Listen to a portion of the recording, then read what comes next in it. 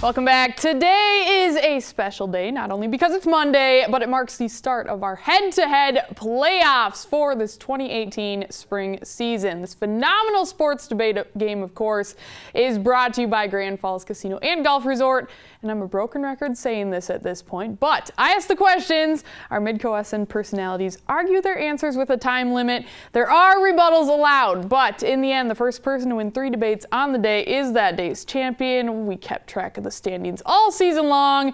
Now the bracket is set. It's the playoffs, baby! And we'll be crowning a champion next week on Thursday for our last show of the spring season. So, to kick off the spring 2018 head-to-head playoffs, we have a battle between Greg Enkers up in the West Fargo studios and Elena Lanson right here in Sioux Falls. A season on the line right here and an added playoff bonus. Our control room will be doing the judging today. So I'll be listening to my IFB from our producer Jason Andera and I'll relay the message of the winner. All right, so we did a coin flip. Greg won, deferred the choice to Elena. She is going first. Are you guys ready? All right, let's go. Let's go. Question number 1. What will it take for the Cavs to even the series, Elena? All right, well, the 5 starters were in double figures, and they just need to stay consistent. You know, K-Love, LeBron, get them in there, get them going. Who needs to step up their game is JR. In Game 2, he didn't score any points. In Game 3, he put up 11, and they need to see more out of him. And when I say more out of him, I don't mean pushing players on the court. They just need to stay consistent, put those buckets up there, and, you know, hold Tatum to as many as they can, you know. Keep him down there. I mean, he's played 100 minutes so far in the series, and if they can control him, and they get their defense going. I mean, Game 3, they were having guys fly around, put the pressure on the guys, and if they can continue to do that and stay consistent, it could be their series. True Cavs fan right there. All right, Greg. This is a tough draw out of the gate going up against Elena when we're talking about the Cleveland Cavaliers. But, you know, I think the simplest recipe for Cleveland's success, They did their job by defending home court in Game 3. I think it's going to take a continued team effort. I think, you know, LeBron is LeBron, and he's going to do what he does. But I think if it's forced into being put on his shoulders to carry this team right now, Boston has played these playoffs so well as a complete team. So I think it's the supporting cast of Cleveland that needs to continue to elevate its game and not put it all on LeBron James. LeBron James. Okay, anyways, the control room. All right, I'm listening in for the voting results. 3 Elenas and 2 Gregs. Elena Lanson, you are the winner of question number 1. Hopefully the Cavs will be too. There we go, exactly. All right, question number 2, more basketball. Do you think the Rockets are mentally defeated after last night's 126-85 beatdown from the Warriors? Greg. I think they were in that game. I don't think they are necessarily for the series, but it's going to take some major changes on Houston's end if they want to get back in this thing, and namely on the defensive side of the ball. There was too many times in the last game where it was James Harden matched up on Steph Curry, and that's a matchup that Steph Curry is going to win every single time, and he darn near did in the last outing. So it was an embarrassment from the Houston perspective defensively. I think that was a very bad game, but it was just one game, and I think that they can still get back into it, but it's going to come on the defensive end for Houston. All right, Elena. The biggest takeaway from that game, Steph is back on his game. And I mean, you said it, Greg, for that matchup, I mean, it's going to be Steph every time. And he just was so dominant on the court. And no matter what the Rockets are saying to the media at this point in the season, in this point in the series, it's hard to ignore what the Warriors are capable of doing when they're in full force and when they're healthy. So I think that might, you know, get to their mental game as well. But when they shut down Harden, I don't know what else the Rockets can do, but they need to get back on their game. They need to stay positive and kind of block out anything that they're hearing about the Warriors. But if they can shut down Steph and if Harden can take control, I think that they could get back. Steph, 35 points and 1 shimmy. Did you guys see the shimmy? It was I after did. the step back 3. It was awesome. Okay, anyways, control room. 5-0 in favor of Greg.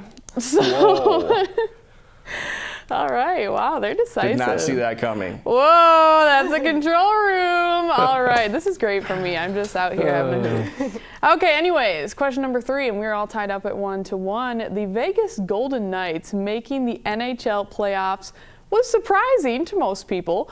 Where does it rank on the biggest story of the sports year, Elena? All right, I'm gonna have to go, it's gonna go second in the biggest sports stories of the year. And they broke the NHL record for most wins by an expansion team this year. But there was another record that was broken that I deem a little bit better, and that is when the Retrievers, number 16 seed in the NCAA tournament, beat number 1 Virginia. And that's gonna have to take the cake for me, only because those guys, they're in college. Their sole focus is not on, creating team chemistry. It's a huge one, but they also have to deal with school as well. So for me, their 16 seed beating the number 1 seed has to go above something that professional athletes are trained to do on a daily basis. UMBC. All right, Greg.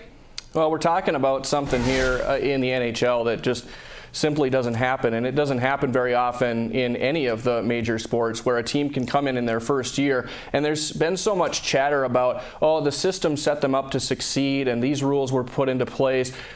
But I think that's shortchanging the efforts that the Vegas front office did to assemble this team, because there still were parameters that they had to live by. They were still going after, they weren't getting marquee talent on that team. And what they did to assemble this, I think if they win it all, I think it does become the greatest sports story of 2018.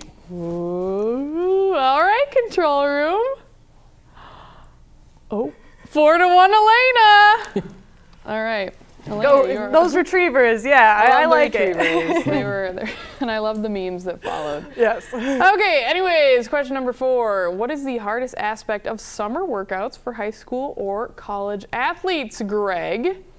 Well, I guess for me, back when I was an athlete, I use that term loosely, I did play sports growing up, the hardest thing I think was trying to stay motivated. I think it takes a special characteristic in an individual to continue when you're in the off season, to continue to try to improve yourself. And for me, I probably came up on the short end of that motivation factor, so that's probably a reason why I go straight for that answer as well. I think staying motivated is something that is the most difficult thing. All right, Elena, what do you got? All right, besides the heat, definitely staying motivated. I agree with you 100% on that one. But it's so hard for those spring athletes to stay motivated during their summer workouts because their season is just so far away. So those pole vaulters, sprinters, anybody, triple jump, anybody in that field, baseball, softball, I mean, it's just so hard for them because, yes, it's summer, they're training, their season's just ending, but yet you have to immediately get back to it, and then you have to wait all year for it to happen again. So I definitely think it's going to be hardest for those athletes. And like I said, besides the heat, I mean, just looking forward to your season. That's so hard to, keep those long-term goals in check.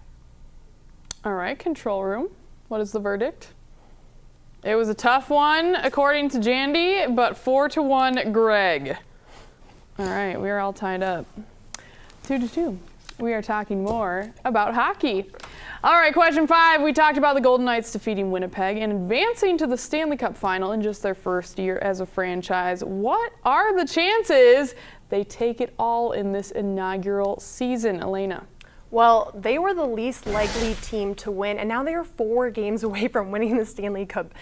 That just is mind-blowing in itself, and I think they have an excellent chance at winning. I mean, they've got Marc-Andre Fleury, who's been in the net for 3 Stanley Cup, finals already in his career, and they've got Wild Bill, who in the past 2 seasons had 15 goals, and this season alone, he's had 43. So with those 2 leading the way and the momentum that those 2 are driving, I mean, I think that the Golden Knights could, seal the deal for this one. Ooh, Wild Bill. All right, Greg. Yeah, good facts there.